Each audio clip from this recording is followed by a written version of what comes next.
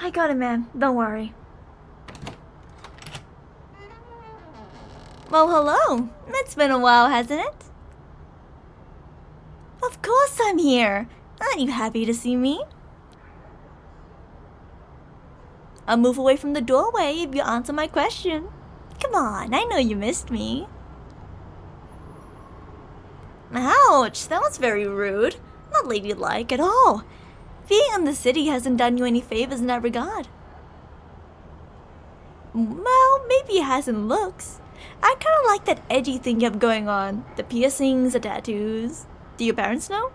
'Cause mine would definitely freak out when they see you. You're not my shy little dog anymore, are you? So, is everything like you remember? Giving me the silent treatment? Okay, that's fine. You know I've always liked to hear myself talk. Things haven't really changed much here. Same old diners, same old parks, same old neighborhoods, same old people.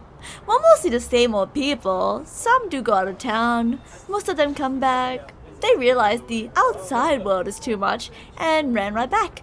It's just a phase if you ask me. You coming back anytime soon? That was a quick and stern response. You're very confident that you like this city that much. Isn't it lonely? Harsh? Only if you let it be. You've changed a little too much. Nothing. Just, you don't miss anything from being here, like, at all? Another quick response. You really are just here for your parents' anniversary. How long are you staying? You're leaving tomorrow morning? That's real close. Don't you want to stay and relive some good old memories? What do you mean not with me? Bully you? You're being dramatic. I would just tease you. You're misremembering. This is why you should stay longer. And speaking of... Mom, Dad, you made it just in time for dinner. Look, does this young lady seem familiar? I know, right? But I'd argue different is the understatement of the year. Oh, that's not true, Mom. These are modern times. There's a lot of people who wouldn't mind women who look like her. I personally don't mind. You don't have a partner. Dork, I follow you on social media. You're not that hard to find. Stalking is a strong word. I just like checking up on you. And you seem to be stressed lately, just consumed by work. That's just what I was telling her, Dad. See? Just sleep in tomorrow. We can go around town like we used to. Why not?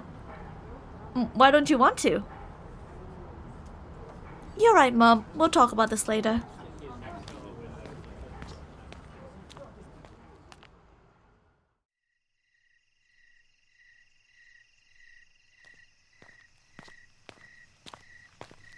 Leaving so soon? You didn't even say goodbye. What the hell is wrong with me? What the hell is wrong with you? Don't you think you're getting old for this rebellious phase? I'd argue that I've been very generous by letting you live out your little small town girl goes to the big city fantasy, and see it was a big mistake in letting it go on this long. Don't play coy to me. You know exactly what I'm talking about, little dork. But you like it when I call you that. Oh, that's not true. Why would you hate your pet name? Why is it so weird to you? Obviously, I'm gonna give a pet name for my future wife.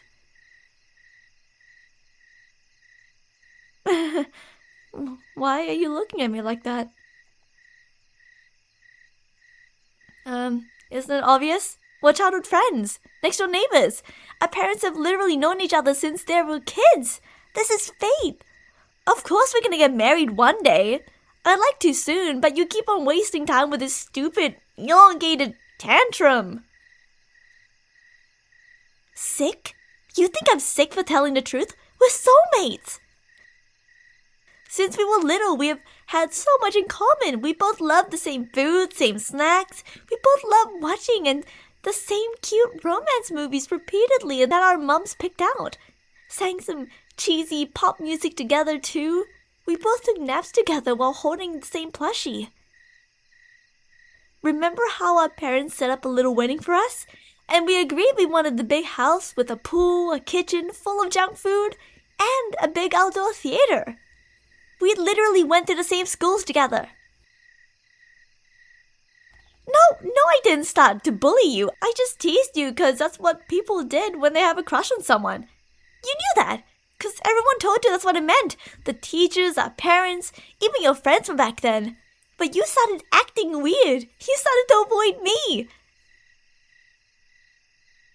And you would never tell me why. And then Mrs. Collins just made it worse and never let me see you for the rest of elementary. And then middle school rolled around. You started acting even weirder. You got all these lame hobbies like drawing and writing. Your music taste changed and that god-awfully whiny emo bullshit. You got into horror stuff. Even your favorite foods changed. I was hoping if I bothered you enough about it, you'd stop and go back to the way you used to be. And it seemed to work. Only it turned out you were doing it all just behind closed doors. And it was just worse in high school. I should have tried harder so we didn't have to basically be on opposite sides of the buildings. I forced some nerds to do my work for me so they would finally put me in advanced classes like you. But one of them had to be a little snitch. So I decided to become popular. Like the people you would always crush on in those movies that we liked. I started dressing like them. I joined teams. I became cool with every other popular kid. Like the mayor's son and the school's pretty boy. I tried inviting you to join us, but again, you just avoided me. Even when it came to my family being over at your house, you just locked yourself in your room. And then my mom gave me the idea of dating the popular chicks, so you get jealous, and you finally pay attention to me. But you played the long game. You just weren't taking the bait. I even decided to be prom queen 2 years in a row with a fucking guy. It should have been you. I didn't even see you at prom. You were too good for that, apparently. I actually found out where you were the night of senior prom. I went to your parents' house. They told me you were with your new friends. You were going to have a sleepover with them. I asked for the address, saying I was worried for you, and I was going to bring you home. They happily gave it to me. When I got there, I decided to peek through the window. You were so happy. I hadn't seen you smile like that in years. You watched your 80s freak movies. You were singing your emo song. You ate all your gross food combinations. You laughed so hard that you cried. You were doing everything we did as kids, but with them. And then I heard that dreaded question. What are you going to do after high school? And you answered, I'm leaving this town for good. You wanted to leave. You wanted to leave me. Abandon me. I was going to break the door in and drag you out, demanding to know what has gotten into you, but unfortunately one of the neighbors saw me and threatened to call the cops for being a peeping Tom. I just ran to the car and started driving. I didn't even drive back home, I just drove. I was losing you, and I didn't know what to do. And then it occurred to me, your parents want you to stay too, so I decided to tell them your little plan to see what they thought. And apparently they had no clue. You told them you would be going to college just a 40-minute drive away, and you promised to visit that as soon as you got your degree, you would come right back. Yeah, I was the one who told them. I was hoping they'd talk some sense into you, but you just left anyways. I didn't realize how much you had already planned. A full-ride scholarship to a university 6 hours from home on plane. I tried to get in there too. I even forced a computer nerd friend to hack my records and give me a solid 4.0 GPA. But they found that it was a hack and they banned me from ever applying again. And I didn't have the time to sneak in and just pretend to be a student. You know my dad had this big dream of me doing college. I never even liked it. I just happened to be good at it. I felt so lost. You didn't even say goodbye to anyone before leaving. You deleted all your accounts, changed your number, you went radio silent. I remember I went to visit your mom one day. I talked to her about how I was feeling, how I missed you, and she reassured me that you would be back, and that this was just a phase like she had, like how my mom had too. So I waited, and waited, and waited, and only until now did you decide to come back. And you're already trying to run away again. I wanted to do this inside so everyone could see. It's the same way my dad used to propose to his mom. Please, come back. Come back to me. Just stop this delusion you've been living. You weren't supposed to do that. You weren't supposed to say yes. No, please. Please don't leave me again. Please don't leave again. I love you. You're the only girl I've ever loved.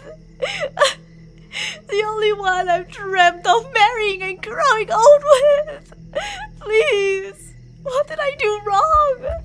Why did you hurt me like this? I don't care if people are watching. Just stay. Please. Please say you'll stay. I'll do anything you ask. Please.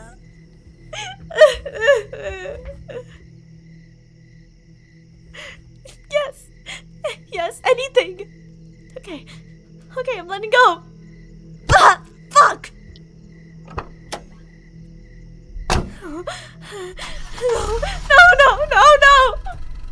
No!